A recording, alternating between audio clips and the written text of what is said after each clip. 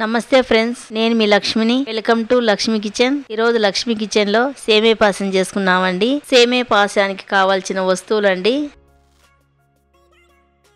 ముందుగా gas on చేసుకున్నాం, బాండిల్ని పెట్టుకున్నాం, ఒక స్పూన్ నెయ్యి వేసుకున్నాం. నెయ్యి అంతా కరిగినాక సన్నగా కట్ చేసుకుని ఎండు కొబ్బరి వేసుకున్నాం. ఎండు కొబ్బరి ఫ్రై అయినాక బాదం పప్పులు, జీడిపప్పులు వేసుకున్నాం.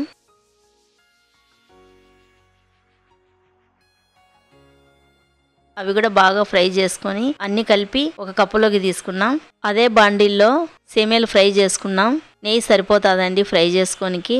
2 కప్పు సేమియాలు వేసుకొని సేమియాలను బాగా ఫ్రై చేసుకున్నాం. సేమియాలు గోల్డ్ కలర్ వచ్చేంత వరకు ఫ్రై చేసుకోవాలండి. బాగా ఫ్రై అయినాయండి.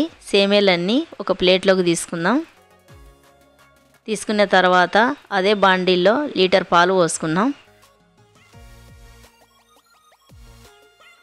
పాలను బాగా మరగనిచ్చుకున్నాం. పాలు బాగా మరిగేటప్పుడు బాండీల్లో అంచులో మడితి పాలమిగడ ఉంది కదండి, ఆ పాలమిగడ కూడా పాలల్లోకి వేసుకుందాం. ఫ్రై చేసుకునే సేమియాలు వేసుకున్నాం. సేమియాలను బాగా ఉడికేంత వరకు మెత్తగా ఉడికించుకున్నాం.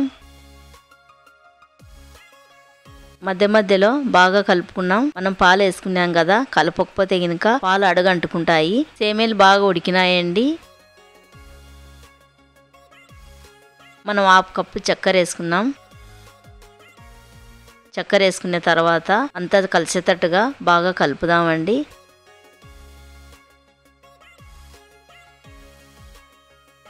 కలిపిన తర్వాత మనం ఫ్రై చేసుకునే జీడిపప్పులు, బాదం పప్పులు, కొబ్బరి ముక్కలు ఉన్నాయి కదా, అవి కూడా వేసుకొని మళ్ళీ ఒకసారి బాగా కలుపుదాం. 1 స్పూన్ యాలకుల పొడి వేసుకున్నాం. ఈ యాలకుల పొడిని నేను రోట్లో వేసి దంచినానండి. మరి నున్నగా దంచలేదు, కచ్చగా దంచినాను. మనం తినేటప్పుడు పంటి కింద పడితే చాలా టేస్ట్ వచ్చాదండి. పాసంలో 1 స్పూన్ నెయ్యి వేసుకున్నాం.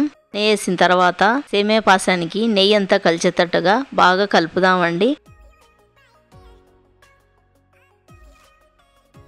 కలిపిన తర్వాత గ్యాస్ ఆఫ్ చేసుకొని బాండిల్ని కింది దింపుకున్నాం. అంతేనండి, మన సేమియా పాసం రెడీ అయిపోయింది. సేమియా పాసంలో 1 స్పూన్ నెయ్యి వేసుకొని సేమియా పాసం తింటే ఆ టేస్టే వేరండి. నేనైతే గనుక సేమియా పాసం టేస్ట్ చేస్తున్నాను. సూపర్ గా ఉందండి సేమియా పాసం. మీరు కూడా ఒకసారి చేసుకొని ట్రై చేయండి. నా వీడియో గిన నచ్చితే నాకు లైక్ చేసి సపోర్ట్ చేయండి. ఇంకో కొత్త రెసిపీతో మళ్ళీ కలుద్దామండి.